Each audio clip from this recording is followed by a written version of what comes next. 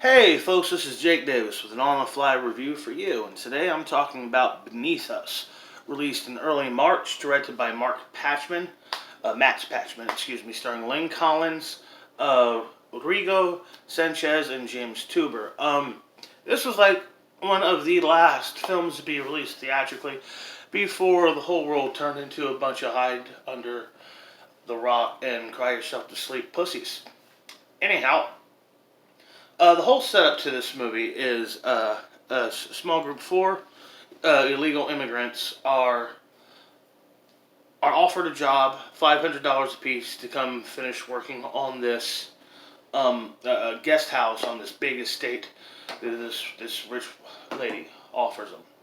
And when they get there, they slowly realize. First it's like she won't pay until the job is done, even though it's well after dark. She doesn't want them coming back there another day. They doesn't want to come back and do it again. But this is you get it done now. Is her attitude. It's really fucked up. She's really breaking down on them, really treating them like her fucking slaves. Uh, and then they realize they can't get out at all. And once one of them gets injured, they start to realize just how dire their situation is. And yes, the woman and her husband are sadistic, rich people who basically take advantage of these men being here illegally as an advantage as an opportunity to kidnap, torment, and murder people. And there's, lots of racist shit they throw around in this movie. These are some bad people. I really enjoyed this movie. This movie it made less than $1 million, and it doesn't even get like 5.5 on IMDb. It is not appreciated. I enjoyed it.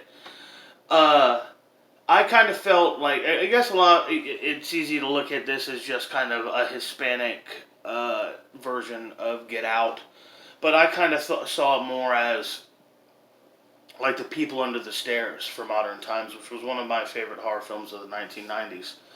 Really dealing with, because it's like the husband and the wife. The wife, brilliantly played by Lynn Collins. She is absolutely terrific in this. Lynn Collins, who was also played Kayla Silverfox in the first Wolverine movie, and Deja Thorne, the Princess of Mars, in the criminally unappreciated John Carter of Mars. This was a fun movie. I thought it was dark. I thought it was crazy. It had villains that you really wanted to see fucked up. You were rooting for the heroes, hoping they made it. I thought it was well written, well shot, and had really good acting in it. I had a lot of fun watching this movie. My two big gripes will be that in the third act, I do think that there was some spatial logic inconsistency that really threw me off and distracted me and kind of took me out of it in a moment where you really don't want your audience focusing on little things like that. And with the ending itself trying way too hard to be George Romero's Night of the Living Dead. And I just felt that they just didn't really seem to know how to end this movie. This movie had a lot of cool stuff going through it. I like how she is monstrous. She's deranged. She's sadistic, deeply, venomously racist. But it's like, she's torturing and murdering people. It's like, so, doesn't matter if she's racist. It's like, this woman kidnapped, tortured, and murdered these men. Oh my God, that's horrible. And she was a racist. Monster. It's like, does that really make it that much worse? I mean, she's already done the worst possible thing that she could to these people. And oh man, she's bad. And her husband is just this, it's like, oh man, just this henpecked, nutless wonder man who's just like, even says to one of the guys one time, hey, you have a wife, don't you? Then you understand what I'm going through. Man, fuck you, dude. Man, you hate these people. You really hate these two villains, man, and you can't wait to see them get theirs. I enjoyed this a lot. I had a lot of fun watching this movie, even though it certainly wasn't very original, certainly wasn't very, wasn't like epic. I mean, it's clearly not going for any Oscars here for this, but in fairness, neither was Get Out, and it won an Oscar. But man, yeah, I really, really like this movie. I would say I was looking forward to seeing this movie after I saw a trailer for it months ago, and it's yeah.